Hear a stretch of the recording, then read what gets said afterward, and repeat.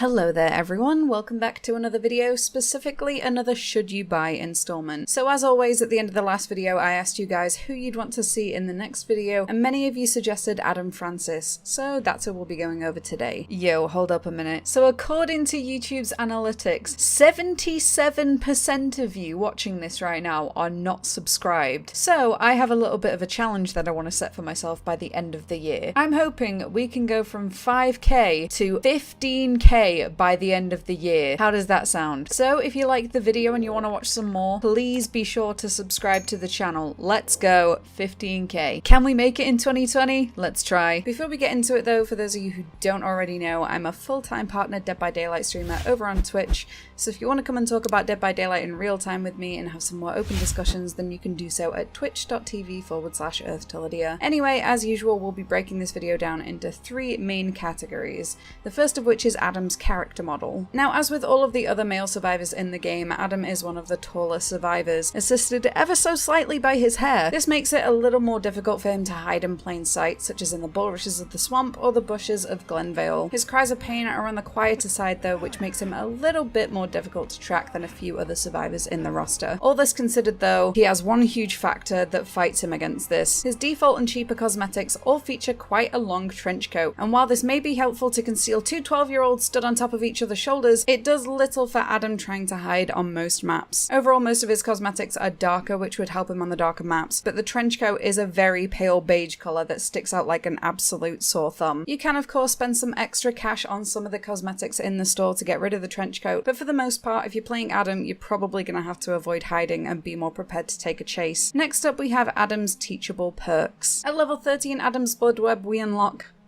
oh boy. At level 30, we unlock Diversion. By waiting in the killer's terror radius for at least 45 seconds, this perk will be activated. When you crouch, you can then use the active ability button to throw a pebble. Yes, you heard that right. To create a loud noise notification and scratch marks heading in that direction. You may hear a lot of players refer to this perk as just Pebble, but that's just a bit of extra game trivia for you. In order to activate this, you're gonna have to be pretty confident in remaining in the killer's terror radius without being seen, which, as we covered earlier, isn't the easiest thing to do as Adam. You also need to have some sort of idea of where the pebble is going to land, aiming it at something like a locker or a vault point that would usually produce a loud action if you're performing a fast action to it. This perk's actually really easy to misuse and therefore not something that I'd recommend running until you get a little bit more comfortable with the game. The next perk that we unlock in the Blood Web is Deliverance at level 35. This perk makes it so that if you get a safe unhook before you're hooked for the first time, then you'll be able to guarantee that you can successfully unhook yourself during the first hook stage. This, however, does come at a cost, and that is that you'll be affected by the broken status effect, meaning that you can't be healed for at least 60 seconds. Again, this is another perk that requires a little more game sense, or at least requires you to run some other perks with it. Personally, I like running Borrowed Time with this. Borrowed Time pretty much always guarantees you a safe unhook if you use it properly. Just don't try and dive in the hook with this if you're asleep against a Freddy, because it will not work. That will of course allow you to activate Deliverance, or you can attempt doing this without the assistance of any of the perks,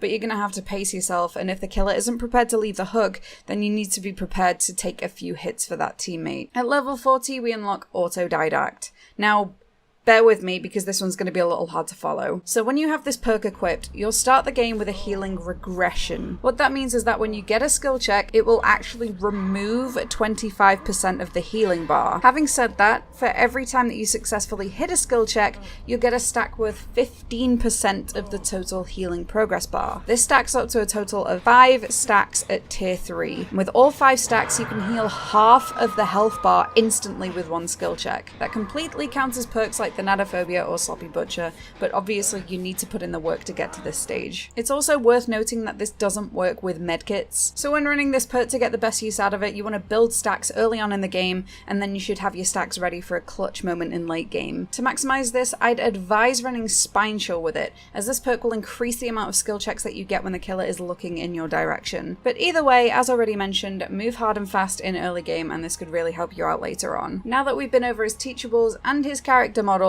let's conclude. Is Adam Francis, suited to older or newer players. I think it's very apparent from all the evidence that we have already that Adam is definitely not a beginner-friendly survivor. To put it into perspective, I said in a previous episode that I think Jeff is probably suited to players who have a little bit more experience in the game, but I'd recommend getting Jeff before Adam. Each of Adam's perks provide a challenge that will ultimately complement a more advanced playstyle, but a beginner may find it difficult to get use out of any of these and will probably find that these perks could actually hinder them greatly if misused. For example, if you go a whole game without healing another teammate, then need to recover a downed teammate at the end of the game, but you get a skill check with Autodidact, well, that could quite frankly turn a winnable game into a losing one. Alternatively, if you use Diversion in a way that actually ends up leading directly to where you're hiding, then that could also screw you over. I'd say it's really fun to play as Adam, but definitely build yourself up to it. Having said that, his perks are also quite altruistic in nature, so can greatly benefit a well-coordinated survivor friends group. So if you've got some friends that want to try Adam out, practice with them. It will help you out, I promise. His adepts won't be that easy to achieve if you have limited game knowledge, but if you just want to have fun with them, then I'd recommend getting some friends together and trialing him out with them. And then when you get more confident,